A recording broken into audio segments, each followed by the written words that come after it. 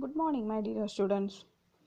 तंत्र स्नेही शिक्षण 2020-2021 में मैं Shrimati R.D. Deshmukh Gokhale education society का श्री जयराम भाई हाई स्कूल नासिक रोड की अध्यापिका आपका हार्दिक स्वागत करती हूँ।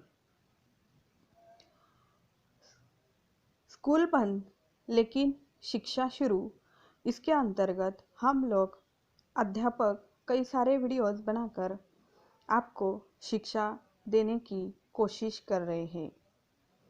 आज हम कक्षा 5वीं से 7वीं तक हिंदी व्याकरण के बारे में पढ़ेंगे और इसमें आज हम पढ़ेंगे उपसर्ग और प्रत्यय, जिसको इंग्लिश में प्रीफिक्स एंड सफिक्स के नाम से जानते हैं। उपसर्ग और प्रत्यय की जानकारी लेने के लिए हमें आगे बढ़ना होगा। इसके लिए हमें सबसे पहले उपसर्ग किसे कहते हैं, प्रत्यय किसे कहते हैं, इसके बारे में जानकारी लेनी है। तो आइए देखते हैं उपसर्ग क्या होता है। जो शब्दांश किसी शब्द के पहले जुड़कर उसके अर्थ में विशेषता उत्पन्न कर देता है अथवा अर्थ में कोई परिवर्तन ला देता है, उसे उपसर्ग कहते हैं। इसका मतलब पूरा शब्द जो है वो शब्द के पहले नहीं जुड़ता है, लेकिन शब्द का छोटा सा हिस्सा उसमें जुड़ जाता है और उसका अर्थ बदल देता है या उसमें विशेषता प्राप्त करा देता है। यहाँ पर मैंने कुछ उदाहरण दिए हैं, जैसे कि वार, ये जो शब्द है उसमें परी लगाकर परिवार होता है। ज्ञान के पहले वी जोड़कर विज्ञान होता है। ताप के पहले प्र जोड़कर प्रताप होता है। पुत्र के पहले सु जोड़कर सुपुत्र होता है और पूर के पहले भर जोड़कर भरपूर शब्द तैयार होता है। अभी इन उदाहरणों में शब्द के पहले शब्दांश जुड़कर उपसर्ग के नए शब्द तैयार होते हैं। अब बच्चों, हम आगे बढ़ेंगे और देखेंगे उपसर्ग के भेद। उपसर्ग के 4 भेद हैं। पहला है हिंदी उपसर्ग, दूसरा है संस्कृत उपसर्ग, तीसरा है आगध उपसर्ग और चौथा है अव्यय और विशेषण। हिंदी उपसर्ग का अर्थ है हिंदी भाषा से आए हुए जो शब्दांश है वो शब्दों में जुड़ते हैं। संस्कृत उपसर्ग का अर्थ है संस्कृत भाषा से आए हुए शब्दांश शब्दों में जुड़कर उपसर्ग तैयार करते हैं। आगध उपसर्ग का अर्थ है जो भाषाएं हमारे देश की नहीं है बल्कि बाहर की भाषाएं आती है, उनके उपसर्ग आते हैं। और चौथा है अव्यय और विशेषण के उपसर्ग जो शब्दों में जुड़ते हैं। उसके बाद हम जानकारी लेंगे प्रत्यय के बारे में। जो शब्दांश किसी शब्द के अंत में जुड़कर उसके अर्थ में विशेषता उत्पन्न कर देता है अथवा अर्थ में कोई परिवर्तन ला देता है, उसे प्रत्यय कहते हैं। अब उपसर्ग और प्रत्यय में क्या अंतर है? उपसर्ग में शब्दांश शब्द के पहले जुड़ता है और प्रत्यय में शब्दांश शब्द के अंतर में जुड़ता है, अंत में जुड़ता है।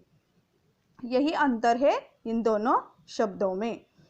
अब जैसे कि उपसर्ग के पहले शब्दांश जोड़कर अर्थ में विशेषता लाता है या परिवर्तन कर देता है, उसी प्रकार प्रत्यय में शब्द के अंत में शब्दांश जुड़कर उसमें विशेषता उत्पन्न कर देता है। कभी कभी विलोम शब्द भी तैयार होते हैं और कभी कभी उसका पूरा अर्थ भी बदल जाता है और इसे प्रत्यय कहा जाता है।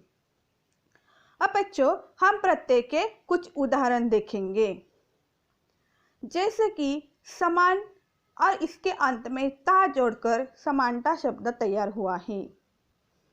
समाज के साथ इक जोड़कर सामाजिक शब्द तैयार हुआ है। चमक के अंत में दार जुड़कर चमकदार शब्द तैयार हुआ है। पालन के अंत में हार जोड़कर पालनहार शब्द तैयार हुआ है।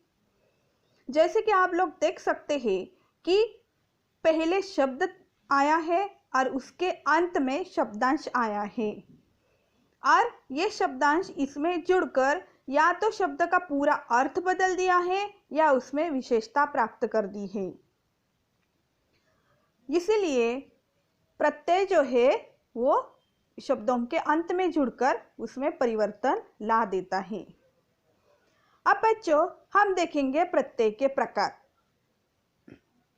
प्रत्यय के दो प्रकार है, पहला है कृत प्रत्यय और दूसरा है तद्धित प्रत्यय। अब इन प्रत्ययों के बारे में हम जानकारी प्राप्त करेंगे, लेकिन उनके बारे में जानकारी प्राप्त पहले हम धातु क्या है यह देखते हैं। क्रिया का जो मूल रूप होता है उसे धातु कहा जाता है। अब धातु आप लोगों को लगेगा धातु यानी मेटल, यहाँ पर धातु का अर्थ है क्रिया का मूल रूप। यहाँ पर मैंने कुछ उदाहरण दिए हैं। उदाहरणार्थ सो, खा, पी यह धातु है, और सोना, खाना, पीना यह क्रियाएं हैं। ऐसे कई सारी जो क्रियाएं हैं वो धातु से तैयार होती है, जैसे कि दौड़ना, पढ़ाना। तो दौड़ना है, अगर हम उदाहरण लेंगे तो दौड़ना का दौड़ जो है वो है धातु, और उसमें ना लग जाता है तो वो हो जाती है क्रिया। साथ ही पढ़ाना या पढ़ना, सिर्फ पढ़ आया तो धातु हुआ, पढ़ना आया तो क्रिया हो गई। तो इसी प्रकार क्रिया का मूल रूप जो है वो धातु होता है। अब बच्चों हम प्रत्यय का जो पहला भेद है कृत प्रत्यय, इसके बारे में जानकारी प्राप्त करेंगे। क्रिया या धातु के अंत में जुड़कर नए शब्द प्रत्यय कृत प्रत्यय कहते हैं। यहाँ पर कुछ उदाहरण दिए गए हैं। झगड़ा और उसके आगे लगा है आलू, तो शब्द तैयार हुआ झगड़ालू। उसी प्रकार पीठ, उसके आगे लगा है आई, तो शब्द तैयार हुआ पिटाई। इसी प्रकार कृत प्रत्यय जो होते हैं वो क्रिया के अंत में या धातु के अंत में जुड़कर नए शब्द तैयार होते हैं, उन्हें कृत प्रत्यय कहा जाता है। हमेशा याद रखना है कि कृत प्रत्यय में क्रिया या धातु के अलावा कोई और शब्द नहीं आते हैं। यहाँ पर कृत प्रत्यय के कुछ उदाहरण मैंने दिए हैं, जैसे कि आप देख सकते हैं अंत, रटन और गढ़ंत। रटना और गढ़ना ये क्रियाएं हैं, और उनके अंत में अंत शब्द, अंत प्रत्यय या शब्दांश जुड़कर रटंत और गढ़ंत ये शब्द तैयार हुए हैं। और इसी प्रकार कई सारे उदाहरण आप देख सकते हैं। इसके अलावा आगे भी और उदाहरण दिए हैं जो हम रोजमर्रा की जिंदगी में उनका उपयोग करते हैं या प्रयोग करते हैं। यहाँ पर सबसे पहला आवट। आवट ये शब्दांश है, और दिखाना, मिलाना, जमाना इनके अंत में जुड़कर कृत प्रत्यय तैयार हुए हैं। उसके बाद हम जानकारी लेंगे तद्धित प्रत्यय। जो प्रत्यय सर्वनाम, विशेषण या अव्यय के अंत में जुड़कर नए शब्दों की रचना करते हैं वे तद्धित प्रत्यय कहलाते हैं। हमेशा याद रखना है तद्धित प्रत्यय कभी भी क्रिया के साथ नहीं लगते हैं, इसलिए सर्वनाम, विशेषण या अव्यय जो होते हैं सिर्फ इनके साथ ही ये तद्धित प्रत्यय जुड़ते हैं, क्योंकि क्रिया के साथ, जैसे हमने पहले ही जानकारी देखी, क्रिया के साथ कृत प्रत्यय का ही प्रयोग किया जाता है। इसलिए हमेशा याद रखना है कि तद्धित प्रत्यय अगर आपको लिखने के लिए कहा गया या इसके बारे में जब आपको पढ़ने के लिए कहा गया, तो विशेषण, सर्वनाम या संज्ञा या अव्यय यही शब्दों के अंत में तद्धित प्रत्यय जुड़ते हैं। ये हमेशा याद रखना है।